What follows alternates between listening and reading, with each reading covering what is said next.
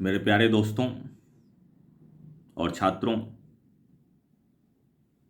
मैं प्रकाश वाजपेयी एक बायोलॉजी के शिक्षक भी हूं और छात्र भी हूं। और छात्रों की जो समस्याएं हैं उसको लेकर मैं आया हूं।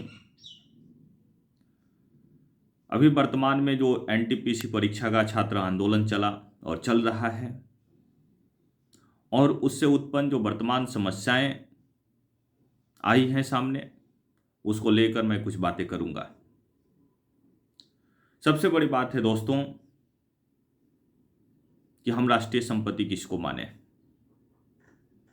क्या रेलवे की जली हुई बोगियां ही केवल राष्ट्रीय संपत्ति हैं, या छात्रों के जो समय हैं, जो 2 साल 3 साल 4 साल एक एक एग्जाम में एक एक परीक्षा को देने में व्यतीत हो जाते हैं, ये समय भी राष्ट्रीय संपत्ति है।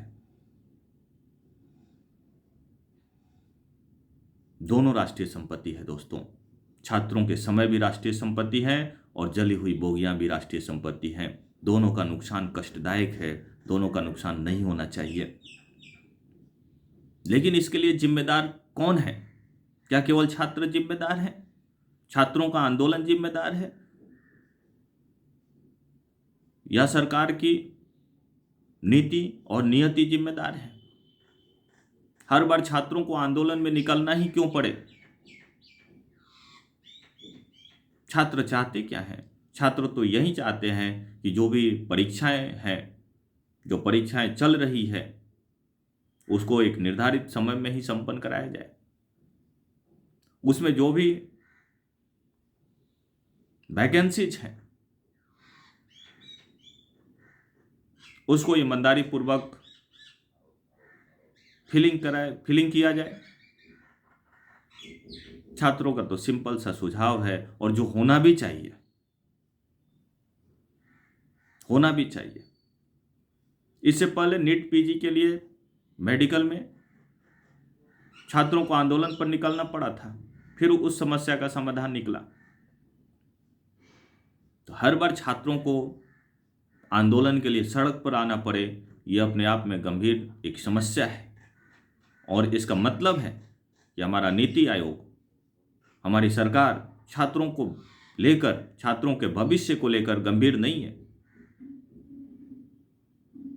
यह भी, छात्रों का भविष्य भी उतना ही महत्वपूर्ण है जितना कि हमारा विदेश नीति, जितना कि हमारा राष्ट्रीय सुरक्षा का नीति महत्वपूर्ण है।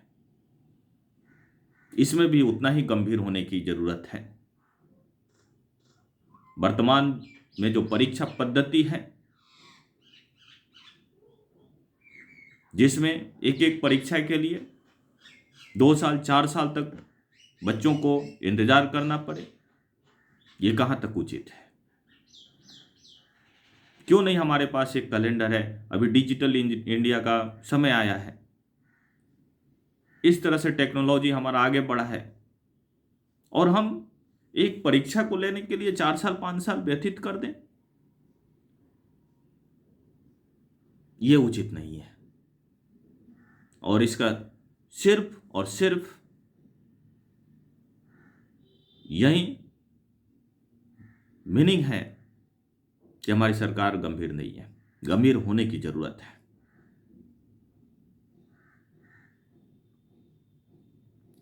छात्रों का सिंपल सा मांग है कि उनकी जो परीक्षाएं हैं वो एक निर्धारित समय में हो। उसके लिए कैलेंडर पहले से रेलवे, एसएसबी, जो भी परीक्षाएं होती हैं, उसके लिए रेलवे या जो भी बॉडी हैं जो परीक्षा को ले रही है, उसको पहले से कैलेंडर जारी करे, और उसी कैलेंडर में उसी निर्धारित समय में उस परीक्षा को कंप्लीट किया जाए, और फिर वैकेंसीज को फिलिंग भी किया जाए, अपॉइंटमेंट भी हो। दूसरी बात है, छात्र आंदोलन से जिन बच्चों का नाम एफआईआर में या थाना में आया है, उसको तत्काल प्रभाव से निरस्त किया जाए, क्योंकि छात्रों का कोई दोष नहीं है। और जिन संबंधित शिक्षकों का नाम आया है एफआईआर में या थाना में, उसको भी तत्काल प्रभाव से निरस्त किया जाए। शिक्षक कभी उकसाते नहीं हैं, शिक्षक तो हकीकत बताते हैं। आप खुद सोचो कि जब 10,000, 15,000, 20,000 छात्र सड़क पर निकलेंगे तो क्या होगा। उतनी बड़ी ऊर्जा का स्रोत, क्या उससे हम शांतिपूर्वक आंदोलन का अपेक्षा रख सकते हैं? यह अपेक्षा नाइंसाफी है। जब छात्र सड़क पर निकलेंगे तो शांतिपूर्वक कैसे होगा। एक तो छात्रों को आंदोलन पर निकलना ही नहीं चाहिए था, उसके लिए सरकार समय से पहले उनसे बात करती, उनकी जो भी समस्याएं हैं उसका निदान के लिए आगे बढ़ती। और दूसरा, जब छात्र आंदोलन पर निकलें तो उनसे प्यारपूर्वक ही जीता जा सकता है, उनको मार कर नहीं जीता जा सकता है, उनको धमका कर नहीं जीता जा सकता है। वो एग्रेसिव है, एनर्जेटिक है, पावरफुल है, और ये पावर, ये एनर्जी, ये एग्रेसिवनेस हमारा राष्ट्रीय संपत्ति है।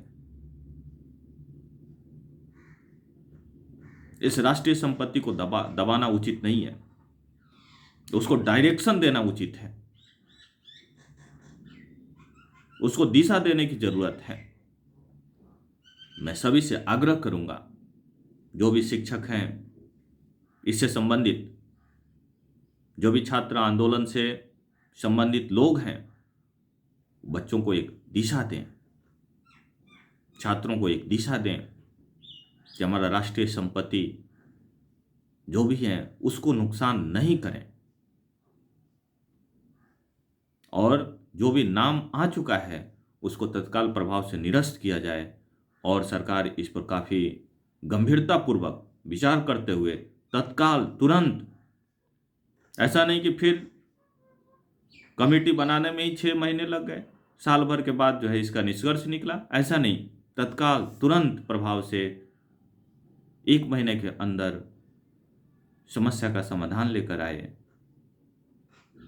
बच्चों में एक विश्वास बहाल करें, ये बहुत ज़रूरी है। जय हिंद, जय भारत दोस्तों, वंदे मातरम।